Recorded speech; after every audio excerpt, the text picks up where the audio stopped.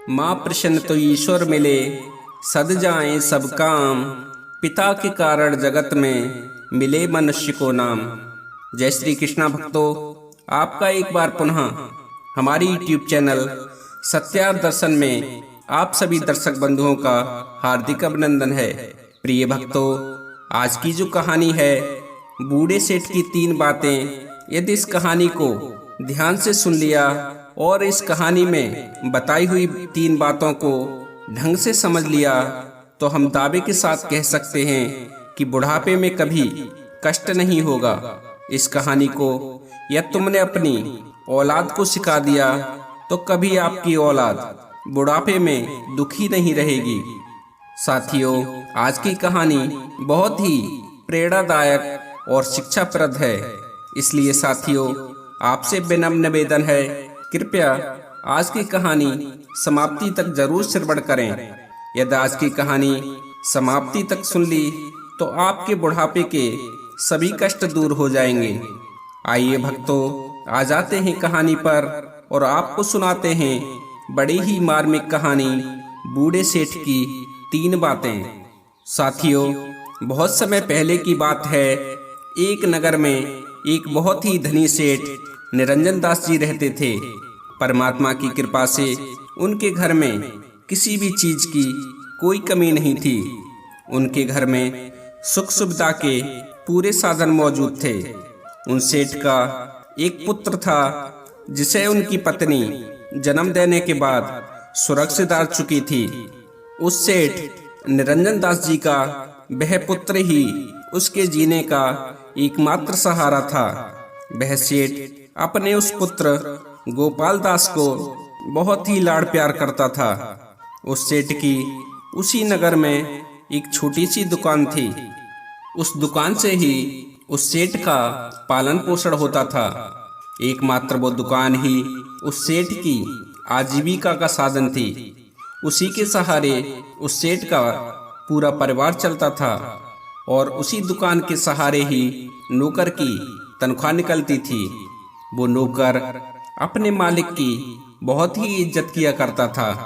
करे भी क्यों ना, जब वो बचपन में एक एक रोटी को मोहताज था तब उसी सेठ ने अपने घर में उसे आसरा दिया था और तभी से वो सेठ के यहाँ नौकरी करता था और सेठ के दुकान के काम में वह हाथ बटाता था। और सभी लोग सेठ, सेठ का पुत्र और सेठ का नौकर सभी प्रसन्न रहते थे।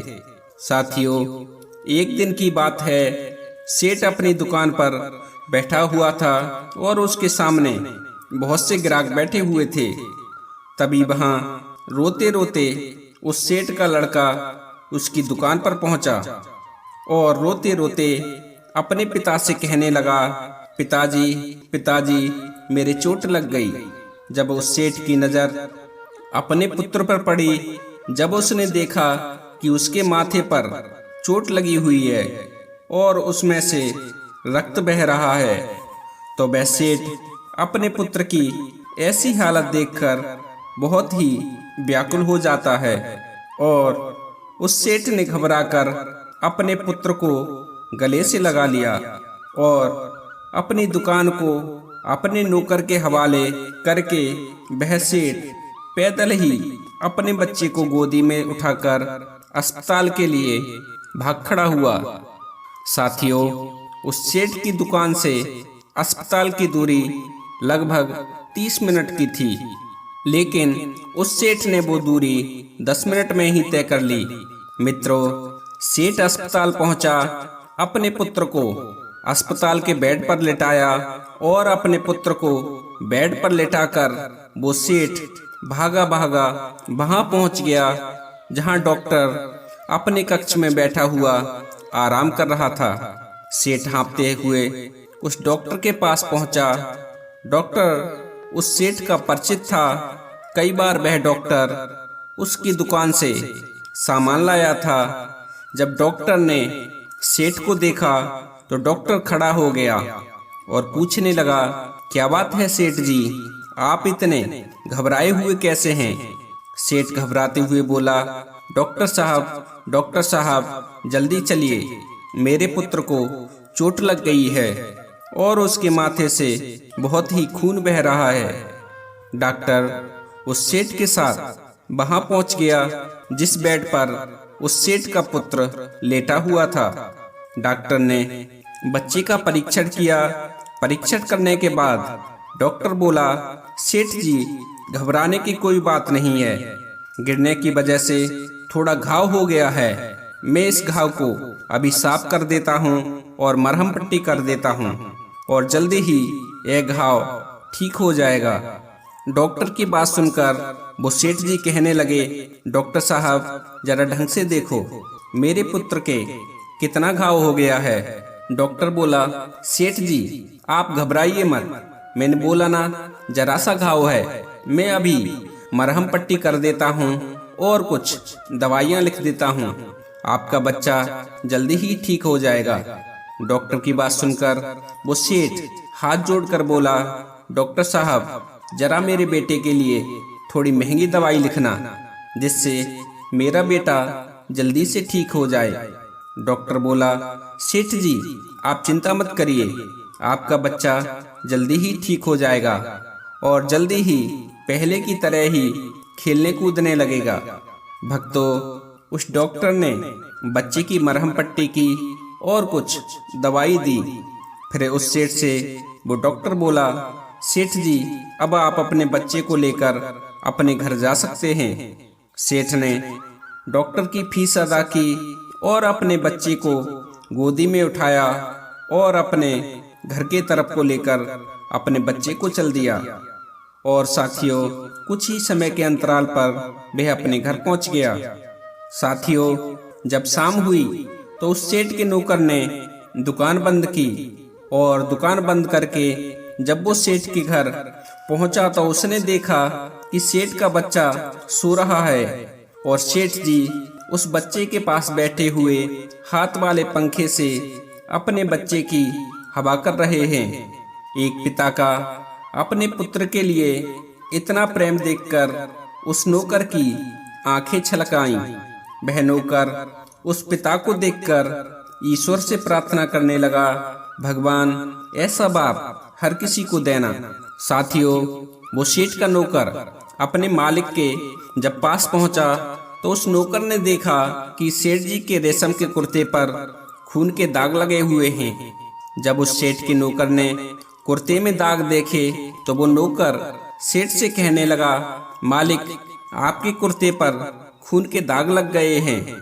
आप एक काम करें, इस कुर्ते को उतार कर मुझे दे दीजिए, मैं इसे धोकर साफ कर देता हूँ। यदि सेठ जी ज्यादा समय हो गया तो ये रक्त के दाग इस कुर्ते से नहीं जाएंगे और आपका इतना महंगा कुर्ता इस रक्त की दाग की वजह से खराब हो जाएगा।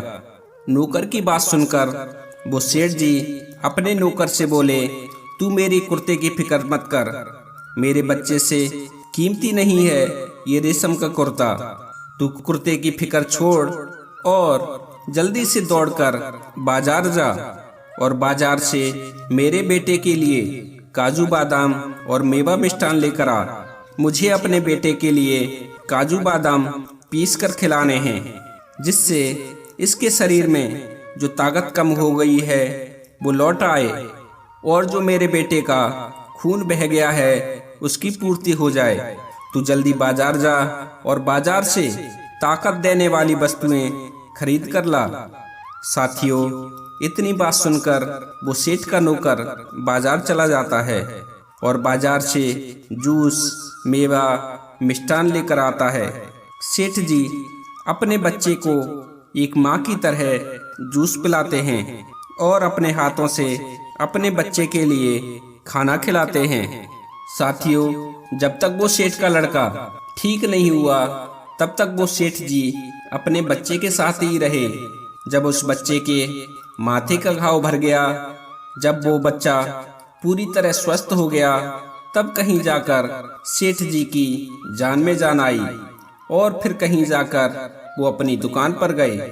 साथियों, समय गुजरा और समय गुजरने के साथ वो सेठ का लड़का बड़ा हुआ और उसकी अवस्था जब शादी योग्य हुई तो उस सेठ ने अपनी ही बिरादरी के दूसरे सेठ की लड़की से अपने पुत्र की शादी बड़े ही धूमधाम से कराई और अपने बेटे की बहू लेकर अपने घर आ गया। और इस तरह सेठ के घर में बहू आ जाती है। बहू आने के बाद सेठ निरंजन दास और उसके बेटे गोपाल दास का जीवन बहुत ही अच्छे से गुजरने लगता है। शुरू में तो उस बहू ने अपने पति और ससुर का खूब ख्याल रखा, खूब सेवा की। लेकिन जैसे जैसे समय बीता उस बहू के व्यवहार में बदलाव आना शुरू हो गया। शुरू में तो वह अपने पति और ससुर की खूब सेवा करती थी, लेकिन समय बीतने के साथ ही वह बहू चिड़चिड़ी सी होने लगी। सेठ जी अपने पुत्र वधू के व्यवहार में बदलाव तो महसूस करते थे, लेकिन वो अपने बेटे की बहू के बारे में कभी किसी से भी कुछ भी गलत नहीं कहते थे और ना ही वह गलत सोचते थे। और वे सोचते थे कि अभी बचपना है, जब जिम्मेदारी पड़ेगी तो वह अपने आप ही सुधर जाएगी और ये दोनों बेटा बहू ही हैं जो मेरे बुढ़ापे के सहारे बनेंगे। अभी तो मेरे शरीर में इतनी सामर्थ्य है, इतनी शक्ति है और मुझे अभी इनकी सेवा की भी कोई आवश्यकता नहीं है। और यही सोचकर वो सेठ खुश रहता और अपनी बहू और पुत्र से कोई भी गिला शिकवा नहीं करता। साथियों, समय गुजरा और गुजरते समय के साथ वो सेठ निरंजन दास बूढ़ा होता चला गया। जो सेठ की दुकान थी वो दुकान बढ़ती चली गई और बढ़ते बढ़ते वो दुकान एक बड़े शोरूम में परिवर्तित हो गई और उस नगर की एक प्रतिष्ठित दुकान बन गई। जब दुकान बड़ी हुई तो उस दुकान में ग्राहकों की भी तादाद बढ़ने लगी। अब तक उस सेठ का बेटा भी अपनी पढ़ाई पूरी कर चुका था। पहले जिस दुकान को संभालने के लिए वो सेठ और उसका नौकर ही पर्याप्त थे, लेकिन अब उस दुकान को सेठ का नौकर और सेठ का बेटा तीनों ही मिलकर संभालने लगे। सभी ठीक ठाक चल रहा था। एक दिन जब वे दोनों पिता पुत्र खाना खा रहे थे तो पिता ने अपने पुत्र से कहा, बेटा, ईश्वर की कृपा से अब तक मैंने सब कुछ संभाला। अब समय आ गया है कि दुकान की जिम्मेदारी तुम खुद ही संभालो। बेटा, मैं सोच रहा हूँ कि कल मैं सारी जमीन जायदाद तेरे नाम कर दूं और बहू को घर की तिजोरी की चाबी दे दूं। जब बेटा बहू ने उस सेठ के ऐसे वचनों को सुना तो वे दोनों मन ही मन अत्यंत प्रसन्न हुए। अपनी मन की प्रसन्नता को छुपाते हुए वो बेटा बोला, ठीक है पिताजी, आपको जैसा उचित लगे वो करना। आपकी खुशी में ही हमारी खुशी है। साथियों, दूसरा दिन हुआ। उस सेठ ने एक वकील को बुलाया और अपनी सारी जमीन जायदाद अपने पुत्र के नाम लिख दी। जमीन जायदाद, दुकान, मकान अपने बेटे के नाम करने के पश्चात उस सेठ ने अपनी पुत्र वधू को बुलाया और उससे कहा, लो बेटी, ये तिजोरी की चाबी, आज से तुम इस घर की मालकिन हो। बहू ने चाबी ली और मन ही मन उस सेठ की पुत्र वधू बहुत ही प्रसन्न हुई और मन ही मन सोचने लगी कि अब मजा आएगा जिंदगी में जीने का। जो मन होगा वो खाऊंगी, जो मन होगा वो पहनूंगी। वो सेठ बेटे के नाम सारी जायदाद करके और बहू को उस घर की मालकिन बना के फिर नौकर के साथ दुकान को जाने लगता है। रास्ते में नौकर ने पूछा, मालिक, आप किसी तीर्थ पर जा रहे हैं क्या? सेठ ने चौंकते हुए कहा, नहीं तो। फिर नौकर बोला, मालिक, फिर आपने अभी से अपनी सारी जमीन जायदाद बेटे के नाम क्यों कर दी? सेठ बोला, भाई मनसुख, क्या फर्क पड़ता है, मैं आज करूं या कल करूं, करनी तो है ही है।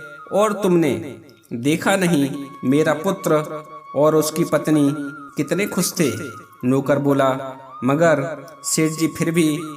सेठ बोले, भाई मनसुख, तू ज्यादा मत सोच और जल्दी चल। आज हम वैसे भी दुकान पर जाने के लिए लेट हो चुके हैं और ग्राहक भी हमारा इंतजार कर रहे होंगे। सेठ की ऐसी बातों को सुनकर वो नौकर भी चुप हो गया और अपने मालिक के साथ साथ चुपचाप दुकान की तरफ को चलने लगा। साथियों, वे दोनों दुकान पर पहुंचे और दोनों दुकान के काम में व्यस्त हो गए। साथियों, धीरे धीरे समय गुजरा और समय के साथ वो सेठ अब और बूढ़ा हो गया। अब उस सेठ को दिखना और सुनना भी कम होने लगा और उसके शरीर की भी शक्ति क्षीण होने लगी। लेकिन वो बूढ़ा सेठ फिर भी नौकर का सहारा लेकर दुकान पर पहुंच जाता। अब उस सेठ का लड़का उस दुकान का मालिक बन चुका था। फिर भी वो बूढ़ा सेठ अपने पुत्र के काम में यथाशक्ति हाथ बटाता रहता था। भक्तों, जब मनुष्य का शरीर बूढ़ा हो जाता है तो उसे कई प्रकार के रोग घेरने लगते हैं। वही हुआ उस सेठ निरंजन दास के साथ भी। उस बूढ़े सेठ को कई तरह के रोगों ने अपनी जकड़ में ले लिया और वो सेठ बीमार पड़ गया। एक तो उस सेठ का बूढ़ा शरीर, दूसरी बीमारी ने उस बूढ़े सेठ को तोड़ के रख दिया। उसके शरीर की शक्ति क्षीण होने लगी।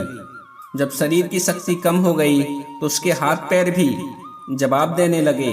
अब तो उस सेठ का चलना फिरना तो दूर की बात, बिना सहारे के उठना भी मुश्किल होने लगा।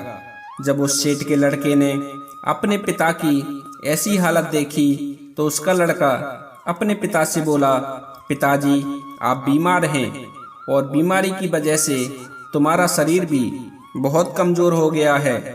इसलिए पिताजी, आप पलंग पर मत सोइए, नहीं तो आपको चढ़ने उतरने में काफी परेशानी होगी। सेठ बोला, ठीक कह रहे हो बेटा। इस तरह उस सेठ के बेटे ने अपने पिता का बिस्तर जमीन पर ही लगा दिया।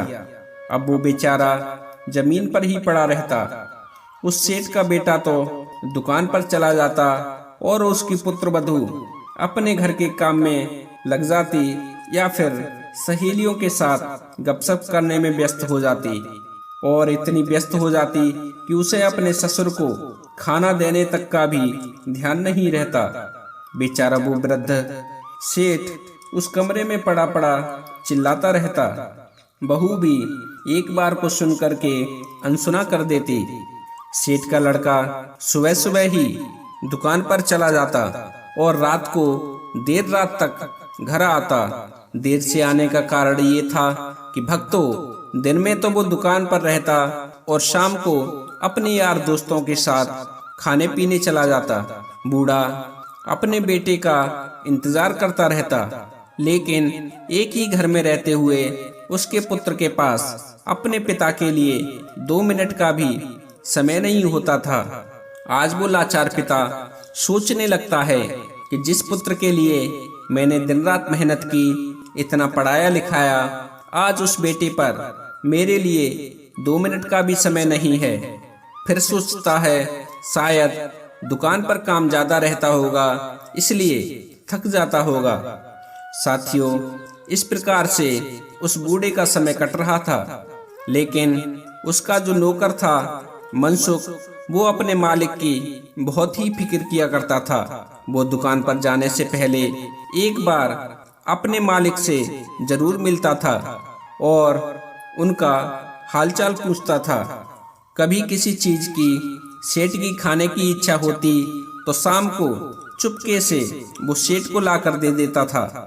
चुपके से इसलिए देता था यदि उसकी पुत्र वधू कहीं उसे देख लेती तो वो उसकी शिकायत अपने पति से कर देती थी कि मनसुख काका उनका परहेज बिगाड़ देते हैं।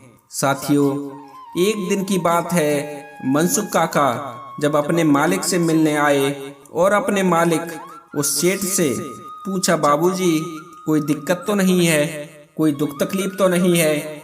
अपने नौकर की बात सुनकर वो बूढ़ा सेठ बोला, भाई मनसुख, और तो सब ठीक है, बस एक ही परेशानी है। जब नौकर ने पूछा क्या परेशानी है तो वो सेठ बोला, भाई मनसुख, जमीन पर पड़े पड़े मेरी कमर अकड़ गई है, तू मुझे एक काम कर, पलंग पर सुला दे। मनसुख बोला, ठीक है बाबूजी, मैं तुम्हें उठने में मदद करता हूँ। और ऐसा कहकर वो बूढ़े सेठ को उठने में मदद करने लगा। साथियों, वो नौकर मनसुख भी अब तक बूढ़ा हो चला था, लेकिन अपने सेठ के मुकाबले अभी उसका शरीर इतना कमजोर नहीं हुआ था। किसी तरह उस नौकर ने अपने मालिक को पलंग पर लेटा दिया और उनके सर के नीचे तकिया लगा दी। पलंग पर लेटकर वो सेठ थोड़ा सुकून महसूस कर रहा था। सेठ को पलंग पर लेटाकर सेठ का नौकर तो दुकान पर चला गया। साथियों, कुछ समय पश्चात उस बूढ़े सेठ को प्यास लगी। सेठ ने अपनी पुत्र वधू को आवाज लगाई, बहू प्यास लगी है, थोड़ा पानी ले आ। बहू प्यास लगी है, पानी दे दो। साथियों, बहू घर में होती तो पानी देती। बहू तो पड़ोस की औरतों के साथ बातें करने में मस्त थी। भक्तों, जब उस सेठ को पानी मांगते हुए काफी देर हो गई और किसी ने जब उसकी आवाज नहीं सुनी, तो वो बूढ़ा सेठ पानी पीने के लिए पलंग से उतरने का प्रयास करने लगता है। बड़ी मुश्किल से वो बेचारा उठकर पलंग पर बैठ पाया। फिर वो पलंग के किनारे को पकड़ के धीरे धीरे उतरने का प्रयास करने लगा। जैसे ही वो बूढ़ा सेठ नीचे उतरने के लिए झुका, वैसे ही उस बूढ़े सेठ के हाथ से पलंग का किनारा छूट गया और वो सेठ धड़ाम से औंधे मुंह फर्श पर जा गिरा। गिरने की आवाज सुनकर उस सेठ के लड़के की बहू अपने ससुर के कमरे में आई और अपने ससुर को देखकर हैरान रह गई। उसने देखा कि उसके ससुर जमीन पर औंधे मुंह पड़े तड़प रहे हैं और उनके माथे से खून बह रहा है। साथियों, उस बहू ने अपने ससुर को उठाया तो नहीं, बल्कि बड़बड़ाते हुए ससुर के कमरे से बाहर निकली और अपने पति को फोन करने लगी और फोन करके अपने पति से कहने लगी, क्या तुम अपने पिता को यहाँ मरने के लिए छोड़ गए हो? जब उसके पति ने पूछा क्या हो गया, तो गुस्से से कहने लगी, तुमने तो इस बुढ़े से कहा था जमीन पर सोना है, लेकिन ये तुम्हारा बूढ़ा बाप आज पलंग पर सो गया और पलंग से उतरते समय ये नीचे गिर गया। इसके काफी चोट लग गई है और अब औंधे मुंह पड़ा हुआ जमीन पर तड़प रहा है। जल्दी ही आकर इस बुढ़े को हॉस्पिटल ले जाओ, नहीं तो ये मर जाएगा। सेठ के बेटे ने कहा, ठीक है, मैं आ रहा हूँ, और ये कहकर उसने फोन काट लिया। सेठ के बेटे ने उस मनसुख नौकर को बुलाया और उससे कहने लगा, काका तुम सब काम छोड़ो और जल्दी से घर जाओ। पिताजी बेड से गिर गए हैं और उनके चोट लग गई है, तुम उन्हें लेकर अस्पताल पहुंचो, मैं दुकान बंद करके अस्पताल पहुंचता हूं। साथियों, वो सेठ का नौकर भागा भागा सेठ के घर पहुंचा। वहां पर वो बूढ़ा सेठ अभी तक औंधे मुंह ही पड़ा हुआ था।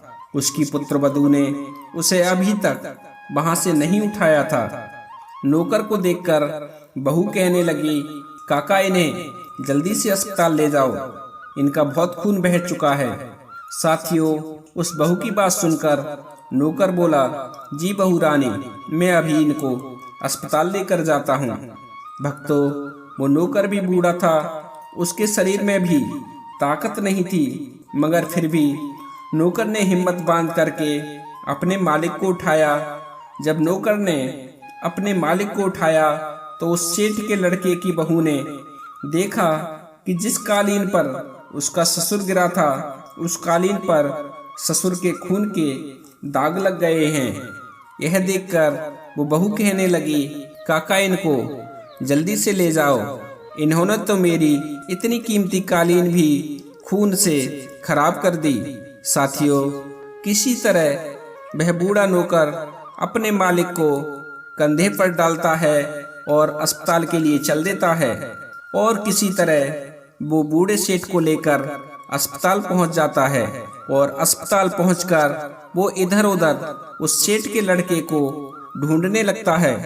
जब उस नौकर को सेठ का लड़का कहीं दिखाई नहीं दिया तो उसने अपने कंधे से बूढ़े सेठ को उतारा और अस्पताल की दीवार के सहारे उन्हें बिठा दिया। सेठ को दीवार के सहारे बिठाने के बाद उस नौकर ने सेठ के लड़के को फोन किया और पूछा, बेटा अभी आप अस्पताल नहीं आए? तो लड़का उधर से बोला, काका गाड़ी की चाबी नहीं मिल रही है, गाड़ी की चाबी ढूंढ रहा हूँ, जैसे ही मिल जाएगी मैं तुरंत ही अस्पताल पहुँच रहा हूँ। नौकर ने कहा, बेटा जल्दी आना, इनके काफी चोट लग गई है और इनका बहुत ही खून बह गया है। वो सेठ का लड़का बोला, काका थोड़ी देर इंतजार करो, मैं थोड़ी देर में ही बस पहुंच ही रहा हूँ। और यह कहकर उसने फोन काट लिया। बूढ़ा नौकर अपने सेठ को पकड़कर वहीं बैठ गया और सेठ के लड़के का इंतजार करने लगा कि बताइए इस बेटा के कुछ समय पहले जब यह छोटा था, जब इसकी थोड़ी सी चोट लग गई थी तो उस चोट को देखकर, उस खून को देखकर हमारे सेठ जी दुकान को छोड़कर अपने बेटे को उठाकर अस्पताल के लिए भाग खड़े हुए थे और पैदल ही जो दूरी 30 मिनट की थी वो दूरी 10 मिनट में ही तय कर ली थी। लेकिन आज जब इनके चोट लग गई है तो वो बेटा 1 घंटा हो गया अभी तक नहीं पहुंच पाया। साथियों, काफी समय बाद वो सेठ का लड़का अस्पताल पहुंचा। अस्पताल पहुंचकर उसने अपने पिता को डॉक्टर को दिखाया। डॉक्टर ने जब उस बूढ़े सेठ को देखा, बूढ़े सेठ का परीक्षण किया तो डॉक्टर कहने लगा, अरे इन्हें तो काफी चोट लगी है, इन्हें तो अस्पताल में भर्ती करना पड़ेगा। डॉक्टर की बात सुनकर वो सेठ का लड़का बोला, डॉक्टर साहब भर्ती करने से क्या फायदा, आप एक काम करें, इनके घाव को साफ कर दें, मरहम पट्टी कर दें और कुछ दवाइयां दे दें। यदि इन्हें भर्ती करा दिया तो मुझे यहाँ अस्पताल में इनके साथ रहना पड़ेगा, जिससे दुकान संभालने में मुझे काफ़ी दिक्कत होगी। आप इनकी मरहम पट्टी कर दें और दवाई दे दें, ये घर पर ही दवाई खाते रहेंगे। डॉक्टर साहब भर्ती कराने से कोई फायदा नहीं है। उस सेठ के लड़के की यह बात सुनकर वो डॉक्टर बोला, ठीक है आपकी जैसी मर्जी, मैं इनका घाव साफ करके मरहम पट्टी कर देता हूँ और अच्छी सी दवाई लिख देता हूँ। देखो दवाई महंगी तो जरूर आएगी, लेकिन इससे तुम्हारे पिताजी जल्दी ही स्वस्थ हो जाएंगे। डॉक्टर की बात सुनकर वो सेठ का लड़का बोला, अरे डॉक्टर साहब इतनी महंगी दवाई लिखने की क्या आवश्यकता है, जो ये 2-4 दिन में ठीक होंगे उसके स्थान पर 10-12 दिन में ठीक हो जाएंगे। इसलिए डॉक्टर साहब आप इतनी महंगी दवाई मत लिखिए, कौन सा इन्हें अब कोई काम करना है, आप सस्ती सी दवाई लिख दीजिए, उसे खाकर ये आराम से पड़े पड़े ही ठीक हो जाएंगे। साथियों, जब सेठ के लड़के की बातों को डॉक्टर और उसके नौकर ने सुना तो दोनों की आंखों में आंसू आ गए, क्योंकि वो डॉक्टर वही था जब उस लड़के को बचपन में चोट लग गई थी और उस चोट को देखकर उसके पिता इतने घबरा गए थे कि डॉक्टर से कहा था कि मेरे बच्चे को इतनी महंगी दवाई देना कि मेरा बच्चा जहां 10 दिन में ठीक हो उसकी जगह 4 दिन में ही ठीक हो जाए। जब उस घटना को डॉक्टर और नौकर ने याद किया तो दोनों की आंखों में आंसू आ गए। डॉक्टर ने सेठ के लड़के से कहा, आप मेरे कक्ष तक आइए, मुझे आपसे कुछ बात करनी है। सेठ का लड़का डॉक्टर के पीछे पीछे उस डॉक्टर के कक्ष की तरफ बढ़ने लगा। उन दोनों के पीछे उस सेठ का नौकर भी पीछे पीछे चलने लगा। डॉक्टर जब अपने कक्ष में पहुंचा तो डॉक्टर उस सेठ के लड़के से पूछने लगा कि तुम अपने पिता के कैसे बेटे हो, तुम कैसे पुत्र हो। तुम्हें पता है जब तुम छोटे थे और तुम्हारे जब जरा सी चोट लग गई थी, तुम्हारी उस छोटी सी चोट को देखकर घबरा गए थे और तुम्हें लेकर ये मेरे पास भागते हुए और हाँफते हुए आए थे। मैं जब तुम्हारे लिए दवाई लिख रहा था तो तुम्हारे पिता ने मुझसे कहा था, डॉक्टर साहब इतनी महंगी दवाई लिखना, इतनी महंगी दवाई लिखना जिसे खाकर मेरा पुत्र 10 दिन की जगह पर 4 दिन में ही ठीक हो जाए। और तुम कैसे बैठे हो जो अपने पिता के लिए यह कह रहे हो कि यदि वो 2-4 दिन में ठीक होंगे, उसके स्थान पर 10-20 दिन में ठीक हो जाएंगे और सस्ती दवाई लिखने को बोल रहे हो। डॉक्टर की बात सुनकर वो सेठ का लड़का हैरान रह गया। डॉक्टर के चुप हो जाने के बाद फिर नौकर ने कहना शुरू किया, बेटा, तुम्हारी माँ तुम्हें जन्म देके कुछ दिनों बाद ही स्वर्ग सिधार गई थी। तुम्हारा यही पिता जो अस्पताल में पड़ा हुआ जिंदगी और मौत से जूझ रहा है, इसने तुम्हें माँ और पिता का दोनों का प्यार दिया था। जब तुम्हारी अवस्था 10 वर्ष की थी, जब तुम्हें खेलते समय जरा सी चोट लग गई थी, तो ये तुम्हारा पिता इतना घबरा गया था कि जिस रास्ते को तय करने में 30 मिनट लगते हैं, वो रास्ता तुम्हारे पिता ने पैदल ही 10 मिनट में तय कर लिया था। तुम्हारा महंगे से महंगा इलाज कराया था और जब तक तुम पूरी तरह से ठीक नहीं हुए थे, तब तक वो तुम्हें छोड़कर 1 मिनट के लिए भी तुमसे दूर नहीं हुए थे। तुम्हें अच्छे अच्छे स्कूल में पढ़ाया लिखाया, तुम्हें खुश रखने के लिए दिन रात मेहनत की। आज जब उन्हें तुम्हारे सहारे की जरूरत है तो तुम काम का बहाना बनाकर अपने पिता से पीछा छुड़ा रहे हो। धिक्कार है ऐसे बेटे पर। ऐसी औलाद से अच्छा है भगवान किसी को ऐसी औलाद ही ना दे। भक्तों, जब उस सेठ के लड़के ने अपने नौकर के मुख से ऐसी बातों को सुना तो वो आज सेठ का लड़का रोने लगता है और अपने नौकर के पैर पकड़ लेता है और उस नौकर से माफी मांगने लगता है। कहता है, काका मुझे माफ कर दो, मैं भटक गया था, मैं अपने फर्ज को भूल गया था। मैं भूल गया था कि मेरे पिता ने मेरे लिए कितनी मुसीबत उठाई है। काका अब तुम चिंता मत करो, मैं अब सब कुछ पहले की तरह ही ठीक कर दूंगा। मनसुख ने उसके सिर पर हाथ फिराया और फिर अपने मालिक के बेटे को गले से लगा लिया। उसके बाद उस सेठ के लड़के ने डॉक्टर से माफी मांगते हुए कहा, डॉक्टर साहब आपका बहुत बहुत शुक्रिया जो आपने मेरी आंखें खोल दी।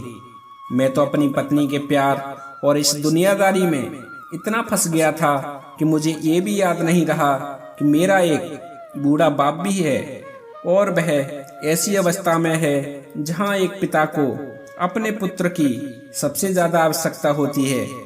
वह अपने पुत्र को इसी आशा में पढ़ाता लिखाता है कि एक दिन मेरा पुत्र बड़ा होकर मेरे बुढ़ापे का सहारा बनेगा। डॉक्टर साहब आपका बहुत बहुत शुक्रिया जो आपने मेरी आंखें खोल दी। सेठ के लड़के की बात सुनकर डॉक्टर और नौकर के चेहरा पर खुशी आ गई। दोनों ने उसे आशीर्वाद दिया। उसके बाद तीनों डॉक्टर, सेठ का नौकर और सेठ का लड़का वहां पहुंच गए जहां पर वो बूढ़ा सेठ अस्पताल के बेड पर लेटा पड़ा था। जब वे तीनों लोग उस सेठ के पास पहुंचे तो सेठ ने भी आंखें खोल लीं। जब सेठ के लड़के ने अपने पिता को होश में आया हुआ देखा तो सेठ का लड़का दौड़ के अपने पिता के पास पहुंचा और अपने पिता के गले लगकर फूट फूट के रोने लगा। उस बूढ़े सेठ ने जब अपने पुत्र का ऐसा प्रेम देखा तो उसे सीने से लगा लिया। कुछ देर बाद सेठ का वो लड़का थोड़ा शांत हुआ, फिर डॉक्टर से बोला, डॉक्टर साहब आप मेरे पिता को भर्ती करने के लिए कह रहे थे ना, तो आप मेरे पिता को भर्ती कर लीजिए। मैं तैयार हूँ। आप मेरे पिता का अच्छे से अच्छा इलाज करिए, अच्छी से अच्छी दवाई लिखिए। आप पैसों की चिंता बिल्कुल मत करना, मैं अपने पिता के साथ ही रहूँगा। अपने पुत्र की बात सुनकर वो बूढ़ा सेठ बोला, डॉक्टर साहब आप छोटी मोटी मुझे दवाई दे दीजिए, अब मैं बिल्कुल सही हो जाऊंगा, क्योंकि मेरा बेटा अब बदल चुका है। मेरे बेटे के अंदर अच्छे संस्कार आ चुके हैं। जैसा मैं सोचता था वैसा मैं अपने बेटे को महसूस कर रहा हूँ। अब हमारा बेटा पहले जैसा नहीं रहा। अब मेरा बेटा मुझे एक अच्छे पुत्र की तरह दिख रहा है। मैं अब जल्दी ही ठीक हो जाऊंगा। डॉक्टर साहब, आप मेरे घाव की मरहम पट्टी करके मुझे छुट्टी दे दो। अब मुझे अपने बेटे के साथ घर जाना है और अपने बेटे के साथ समय गुजारना है। साथियों, उस बूढ़े सेठ की आधी बीमारी तो अपने पुत्र के सच्चे प्रेम को देखकर ही खत्म हो चुकी थी। डॉक्टर ने उस बूढ़े सेठ का घाव साफ किया, उस पर मरहम पट्टी की और दवाई देकर उस डॉक्टर ने उस बूढ़े सेठ की छुट्टी कर दी। सेठ का नौकर और सेठ का लड़का अपने पिता को लेकर अपने घर आ गया और अपने पिता की सेवा करने लगा। जब उस सेठ के लड़के को उसकी पत्नी ने ऐसा करते देखा तो उसकी पत्नी भी सच्चे मन से अपने ससुर की सेवा करने लगी। इसका नतीजा ये हुआ कि साथियों, वो बूढ़ा सेठ जल्दी ही स्वस्थ हो गया। जब वो बूढ़ा सेठ पहले की तरह स्वस्थ हो गया तो एक दिन उसने अपने बेटे को अपने पास बुलाया और उससे कहा, बेटा, आज तुम्हें मैं 3 अनमोल बातें आज बताता हूँ। यदि तुमने ये 3 बातें ध्यान से समझ ली और इन पर अमल कर लिया तो कभी तुम बुढ़ापे में दुखी नहीं रहोगे, कभी बुढ़ापे में परेशान नहीं रहोगे। बेटा, मेरी पहली बात है, अपनी औलाद को हमेशा अच्छे संस्कार सिखाना। जो पिता अपने औलाद को शुरू से अच्छे संस्कार सिखाता है और अपने बच्चों के सामने अपने माता पिता की इज्जत करता है तो उसकी औलाद भी अपने माता पिता की उतनी ही इज्जत करती है और जैसा वो देखते आते हैं वैसा ही बर्ताव वो अपने माता पिता के साथ करते हैं। इसलिए बेटा, हमारी ये पहली बात सदैव ही याद रखना कि अपनी औलाद को हमेशा अच्छे संस्कार ही देना। बेटा, मेरी दूसरी अनमोल बात है कि अपनी जड़ जमीन मरने से पहले अपनी औलाद के हवाले कभी मत करना। मैंने ऐसा ही किया था, जो मैंने मरने से पहले सारी मकान, दुकान, घर, जमीन और ये रुपया पैसा सब तुम्हारे हवाले कर दिया। मेरे पास कुछ नहीं बचा था, जिसके कारण तुमने और तुम्हारी बहू ने मेरे साथ ऐसा बर्ताव किया। वो तो भगवान का लाख लाख शुक्र है कि डॉक्टर और नौकर ने तुम्हारी आंखें खोल दी। डॉक्टर की बात तुम्हारी समझ में आ गई। या डॉक्टर नहीं समझाता तो तुम तो मुझे मरने के लिए मेरे हाल पर ही छोड़ने का निश्चय कर चुके थे।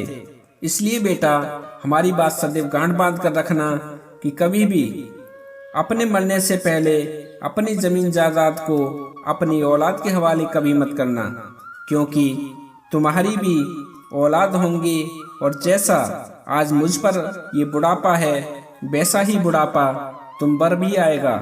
जैसे प्रत्येक मनुष्य की मृत्यु निश्चित है, वैसे ही बुढ़ापा भी निश्चित है। जो आज जवान है वो कल बूढ़ा जरूर होगा। इसलिए बेटा, ये बात सदैव ही याद रखना। उसके बाद साथियों, वो बूढ़ा सेठ आगे बोला, बेटा, मेरी तीसरी और अंतिम बात यह है कि अपनी औलाद पर सदैव नजर रखना और ये देखना कि जिसकी भी वो संगत करते हैं वो कैसे स्वभाव के हैं। यदि तुम्हारी औलाद गलत लोगों का संग करती है, दुष्ट लोगों के साथ रहती है, तो उनके अंदर दुष्टता आएगी। यदि उनमें दुष्टता आ गई तो ये तुम्हारे बुढ़ापे में परेशानियों का सबब बनेगी। यदि उनकी मित्रता अच्छे लोगों से होगी तो उसके अच्छे दोस्त उसे अच्छे रास्ते पर लाएंगे और अच्छा कार्य करने के लिए प्रेरित करेंगे। इसलिए बेटा, हमारी तीसरी बात सदैव याद रखना और अपनी औलाद को हमेशा अच्छे लोगों की संगत में बैठने की और अच्छे लोगों से ही मित्रता करने की इजाजत देना। बेटा, मेरी इन तीनों बातों को सदैव स्मरण रखना। यदि तुम मेरी इन तीनों बातों को याद रखोगे तो तुम्हें मेरी तरह बुढ़ापे में कभी कष्ट नहीं उठाना पड़ेगा। साथियों, ये 3 बात बताकर वो बूढ़ा सेठ चुप हो जाता है। अपने पिता की ये बात सुनकर वो सेठ का लड़का अपने पिता को सीने से लगा लेता है और अपने पिता से अपने और अपनी पत्नी के द्वारा किए गए बर्ताव के लिए क्षमा मांगने लगता है। वो बूढ़ा सेठ भी अपने पुत्र और बहू के लिए क्षमा कर देता है। ये देखकर वो नौकर कहता है, हे भगवान, ऐसा पिता पुत्र और बहू सभी घर में हों। साथियों, ये थी आज की कहानी। आशा करता हूँ आपको पसंद आई होगी और आप आज के प्रसंग से प्रेरणा लेकर अपने जीवन में जरूर लागू करेंगे। इसी आशय के साथ मैं आज का वीडियो समाप्त करता हूँ। यदि आपको वीडियो पसंद आया हो तो कृपया वीडियो को लाइक करें, कमेंट में जय श्री कृष्णा लिखें और इस वीडियो को अपने मिलने वालों के साथ जरूर साझा करें। यदि आप हमारे चैनल पर पहली बार आए हैं तो कृपया हमारे चैनल को सब्सक्राइब करके बेल आइकॉन भी प्रेस कर दें, जिससे आप भी हमारी सत्य दर्शन फैमिली का हिस्सा बन जाएं और हमारा तुम्हारा साथ हमेशा के लिए यूं ही बना रहे। आज के लिए बस इतना ही। मिलते हैं अन्य ज्ञानवर्धक वीडियो में। तब तक के लिए आप सभी भक्तों को जय श्री कृष्णा, जय श्री राधे, जय श्री श्याम। बोलिए श्री बांके बिहारी लाल की जय।